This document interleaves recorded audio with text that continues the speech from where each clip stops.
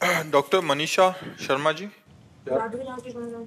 राधे राधे महाराज जी। महाराज जी, आज से 3 वर्ष पूर्व जीवन में एक भारी विपत्ति आई जिससे हम निकल नहीं पा रहे थे। फिर शिव जी की कृपा से आप हमारे जीवन में आए, उन्हीं की कृपा से आज हम आपके समक्ष बैठे हैं। महाराज जी, इस संसार में हर प्राणी के जन्म एवं मृत्यु की तिथि एवं समय विधाता ने पहले ही रच रखा है। फिर यदि कोई आत्महानि करता है तो बहुत इसे दुर्गति पाप होती है। क्यों मानते हैं? बहुत दुर्गति होती है। क्यों? क्योंकि आपका शरीर प्रयोग करने का अधिकार है, शरीर को नष्ट करने का अधिकार नहीं। ना भारतीय कानून में ना भागवतिक कानून में। आपको शरीर मिला है, ये सरकारी गाड़ी है, तुम्हारी नहीं है।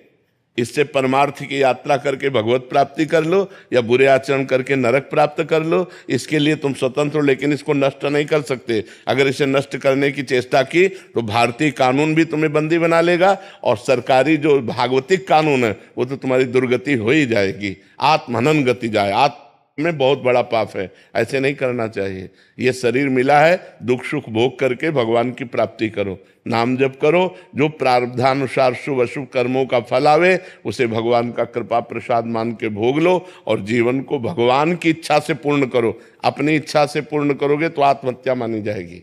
महाराज जी, ये पूछना चाहती हूँ कि यदि कोई आत्मा हानि करता है तो ये भी तो विधाता ने ही रचा है। नहीं नहीं, ये विधाता ने नहीं रचा, ये मन ने रचा है।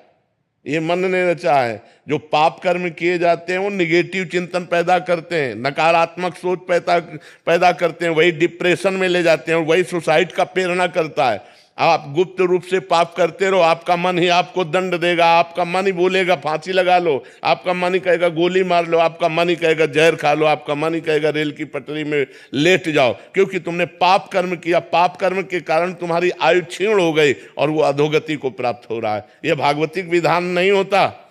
अकाल मृत्यु भागवतिक विधान नहीं होता, आत्मा भागवतिक विधान नहीं होता। ये हमारे कर्मों का विशेष फल होता है। कोई महान अपराध, महत अपराध बन गया जिससे आत्मा का योग लगा। लेकिन महाराज जी, यदि कोई खुद को बेगुनाह साबित करने के लिए कर लेता है, उसका पूर्व पाप है। ऐसा नहीं, बेगुनाह साबित करने के लिए हम आत्महत्या नहीं कर सकते। बेगुनाह साबित करने के लिए हमने अपना प्रयास किया, इसके बाद अगर हमें दंड मिलता है तो उस पाप का दंड मिलता है जिसका हमने भोग नहीं भोगा। कोई गुप्त पाप है और वो पूर्व का पाप, अभी हम अपराधी नहीं हैं लेकिन मुझे सजा मिल रही है तो मेरे पाप का ही फल भोगने को मिल रहा है, अन्य नहीं। मुझे चाहिए आत्महत्या ना करके उस दंड को स्वीकार करके हम भोग लें, चाहे भले फांसी क्यों ना मिले, तो हमारा पूर्व का सारा पाप नष्ट हो जाएगा, हमें भगवान की कृपा प्राप्त होगी। हमें आत्महत्या करने का अधिकार कदापि नहीं, किसी भी परिस्थिति में नहीं है। शास्त्र ऐसी आज्ञा नहीं करते, नहीं, कदापि नहीं। अगर आप निर्दोष हैं और फिर आपको सजा मिलती है, आपको दंड मिलता है, तो आपके उस पाप का फल है जो कोई पाप नहीं जानता। आपने वो पाप किया और कोई जानता नहीं, उसकी कोई प्रायश्चित नहीं, उसकी कोई सजा नहीं, वो पाप आकर के आपको यहां निर्दोष स्थिति में दंड प्रदान कर रहा है। एक हम आपको कथा सुनाते हैं, प्रगट की है, उसे कथानक रूप में कहा गया। एक स्वर्णकार था, वो बहुत बेईमानी से सोने का काम करता था, मिलावट करके असली सोना रख लेना और नकली बना करके देना, ऐसा। और 2 राजकीय कर्मचारी आते थे उसके यहाँ, पुलिस वाले, वहीं रात्रि में सोते खाते पीते, गश्त लगाने वाले जो होते हैं। धीरे धीरे मित्रता हुई और धीरे धीरे सारी पोल हो जान गए स्वर्णकार की, और सब पता चलने लगा कि इतनी संपत्ति इसके पास है। अब उन दोनों ने एक दिन प्लान किया कि स्वर्णकार को मार देते हैं, और सब जेवर और सब बॉक्स में बंद करके निकले। तो सामने वाला लघुशंका करने के लिए निकला, सामने वो मकान वाला, उसने देखा तो चोर जो होता है वो सशंकित नेत्र वाला होता है, तो पुलिस वाले सशंकित नेत्र में, तो उनका तुम कुछ गड़बड़ करके आ रहे हो, रात्रि में निकल रहे हो। तो उनका जाओ तुम अपना काम करो। तो वो बोले नहीं, हम हल्ला मचा देंगे। तो उनका सुनो, कुछ साझेदार बन जाओ, हम तुम्हें दे देंगे लेकिन तुम चुप रहो। बोले हम बेईमान आदमी नहीं है, हम ईमानदार आदमी हैं। और वो लड़ गया। जब लड़ गया तो उनको केस बनाने में देर न लगी, वो बक्सा उसके पास रख दिया और तुरंत हल्ला मचा दिया और कहा इसने स्वर्णकार को मारा है, स्वर्ण लिए जा रहा था, मैंने गिरफ्तार किया। पूरा का पूरा केस उसके ऊपर आ गया।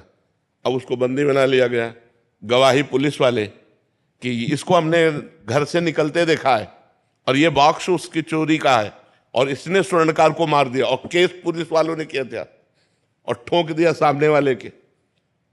अब जब जज के सामने पेश किया गया तो सारी साक्षी उसी के खिलाफ थे, जो सत्य आदमी था। तो उसने रो के कहा जज से कि आप जो सजा देंगे वो तो भोगना ही पड़ेगा, क्योंकि साक्ष्य हमारे खिलाफ है, लेकिन मैं हृदय से कहता हूं मैंने पाप नहीं किया, ना मैंने उसे मारा है, ना मैंने चोरी की है, मैंने ऐसा ऐसा बोला तो मुझे फंसा दिया गया। तो जज के अंदर भगवान बैठे हैं। उन्होंने कहा कि ठीक है, हम इसे और खींचते हैं, तारीखें और दी। और एक दिन एक आदमी जो ऐसे ही फुटपाथ में मर गया था, उसके साथ उस जिसके साथ मुकदमा चल रहा था, सत्य आदमी को, उसको पुलिस वालों को साथ दिया कि आप इसका अंतिम संस्कार कराएं। जब अंतिम संस्कार करने के लिए गए तो एकांत में कहा कि देखा, कह रहा था हमारी बात मान जाते तो कुछ हिस्सेदार बन जाते और आराम से मौज लेते, हमारी बात नहीं मानी ना, फंस गया ना, अब फांसी होगी तेरे को। और उनके जो सत्य आदमी था उसके पास वो वीडियो बनाने वाला कैमरा लगा दिया गया था। जज ने सफाई के लिए जब वो गया, पूरा वीडियो सहित पेश किया, तो सत्य आदमी तो निर्दोष था ही।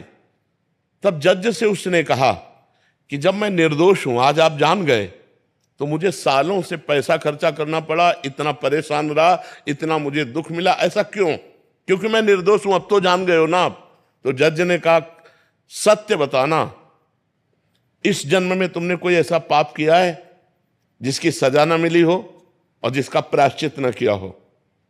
उसी का दंड आपको यहां निर्दोष होने पर प्राप्त हो रहा है, आप सत्य बताना। तो उसने अपनी घटना बताई। तो वो मृत्यु दंड इधर आकर के उसको फंसाकर इतना दंड दे रहा था। तो ये बात समझ लो कि जो पाप आप लोग भ्रूण हत्या करते हैं, गर्भ हत्या करते हैं, इसका प्रायश्चित करते हैं, और जब इनका परिणाम आता है तो बोले हम निर्दोष थे। जो आप पाप करोगे उसका दंड भोगना पड़ेगा, आज नहीं तो कल, और ऐसी जगह भोगना पड़ेगा जहां आपने पाप नहीं किया। हम मानते हैं 100% आप सत्य हो, लेकिन आपका पूर्व का वो गुप्त पाप आपकी ऐसी तैसी कर देगा। इसलिए डरो, पाप कर्मों से डरो। अगर हमसे कोई पाप कर्म नहीं होंगे तो हमारी कोई समस्या नहीं होगी। अवश्य में भोक्तव्यम कर्तम कर्म शुभाशुभम, शुभ और अशुभ कर्म अवश्य भोगने होते, चाहे कोई भी हो, चाहे संत महात्मा ही क्यों ना हो, बड़े बड़ों को भोगना पड़ता है। इसलिए कोई यहां भगवत विधान में छल कपट नहीं चल सकता। आज तुम निर्दोष हो, कसम खा के कह सकते हो, लेकिन कल का पाप तुम्हें आज फंसा रहा है, इसको कैसे बता सकते हो तुम? इसको कैसे जान सकते हो तुम?